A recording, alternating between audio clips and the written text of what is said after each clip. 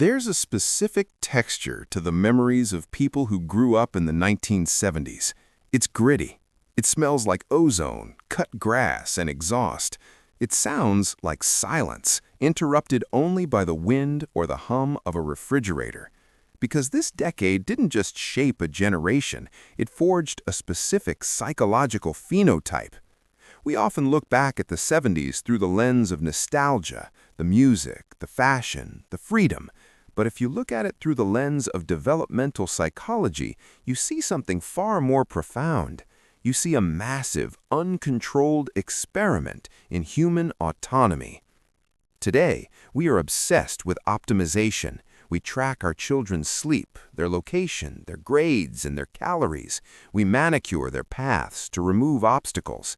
But the 1970s was the era of benign neglect. And contrary to modern fears, this lack of supervision didn't break these children.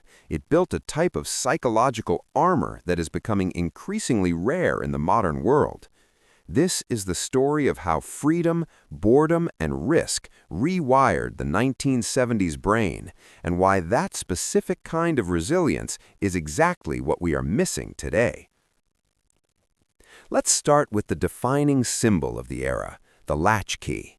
For millions of 70s kids, the school day ended at 3 p.m., but parental supervision didn't resume until 6 p.m. That 3-hour gap wasn't just free time, it was a daily test of executive function. When that door clicked shut behind you, the silence was absolute. There were no screens to light up with notifications, no Alexa to talk to, no parents to ask for a snack. You walked into a vacuum. In that vacuum, a child learned something vital, operational independence. You had to manage your own hunger. If you spilled the milk, there was no one to yell, but there was also no one to clean it up. You wiped it up because sticky floors are annoying, not because you were told to. You managed your own fears. If the house made a creaking noise, you couldn't text your mom. You had to investigate it, realize it was the furnace, and regulate your own heart rate. This daily routine of self-management built a foundational belief: I can take care of myself. It wasn't an affirmation repeated in a mirror. It was a fact proven by thousands of empty afternoons. But the real education happened outside. The instruction, be home before dark, was the only rule. Everything that happened between breakfast and streetlights was the Wild West. In modern childhood, adults are referees. They mediate conflicts, enforce fairness, and ensure inclusion. In the 70s, the neighborhood pack was a sovereign nation, and it was ruthless. If you were annoying, you got exiled. If you broke the rules of the game stopped until you negotiated a solution. This wasn't bullying in the modern sense. It was immediate, unfiltered social feedback. This forced children to become master diplomats. You learned to read the room or the street instantly. You learned that if you wanted the game to continue, you had to compromise.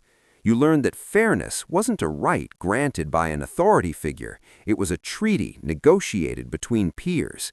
This developed what sociologists call horizontal socialization, learning from peers rather than looking up to adults for answers. It created adults who today don't look for a manager to solve their interpersonal office disputes. They instinctively know how to navigate the tribe because they spent their childhoods surviving it. Then there was the physical world. The 1970s was an era of steel playgrounds, asphalt beneath the monkey bars, and no bike helmets. It was an environment of high consequence. We talk about risk assessment in corporate boardrooms today, but 70s kids learned risk assessment on a Schwinn bicycle flying down a steep hill with no brakes. Nassim Taleb coined the term anti-fragile, systems that get stronger when stressed. The 70s childhood was an anti-fragility engine. You learned physics through pain. You learned that gravity doesn't care about your feelings. You learned the exact tipping point of a tree branch. This calibrated the brain's alarm systems. Today, we see a rise in anxiety because many young people haven't tested their physical limits. When you've never truly fallen, the idea of falling is terrifying. But when you have fallen, bled, and realized the world didn't end, you walk through life with a different posture. You aren't fearless, you are just accurately calibrated to danger. You know the difference between a situation that is scary and a situation that is actually dangerous. Perhaps the most endangered resource of the 21st century is boredom. In the 70s, boredom was the default state. There were 3 channels on TV, and nothing was on.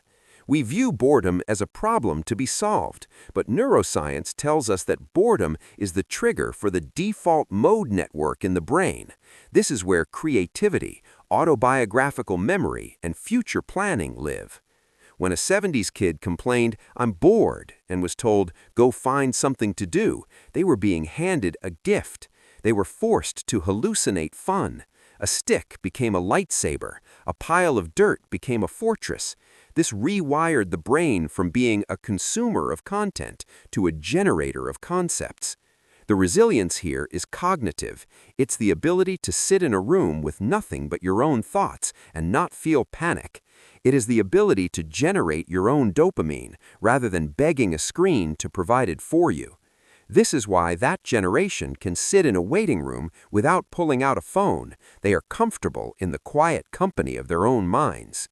And finally, there was the waiting. The rhythm of the 1970s was slow. If you missed your favorite cartoon, it was gone forever. If you wanted to talk to a friend, you had to wait until they were home.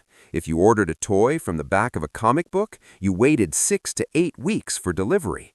This enforced patience built a high tolerance for delayed gratification. We know from the famous marshmallow test, the ability to delay gratification is a superpower. But for this generation, it wasn't a test, it was reality. They learned that anticipation is part of the joy, not an obstacle to it. They learned that the world does not bend to their schedule. This creates a psychological flexibility, an ability to tolerate frustration without collapsing. When the Wi-Fi breaks or the supply chain slows down, the 70s brain engages a different gear. It knows how to wait. We cannot go back to the 1970s, nor should we. Safety standards have improved, and the world has moved on. But we should look at the psychological artifacts that decade left behind. The people who emerged from that era carry a quiet strength. They have an internal locus of control. They treat failure as data, not as an identity. They know how to self-soothe, self-regulate, and self-entertain. Their resilience wasn't born from trauma, it was born from trust. The trust that they could handle the world, the trust that they could figure it out. So if you feel that difference in yourself, or if you see it in your parents, recognize it for what it is. It's not just nostalgia for a time of classic rock and muscle cars. It's the enduring power of a mind that learned early and often that it was strong enough to survive the dark, climb the tree, and make it home on its own.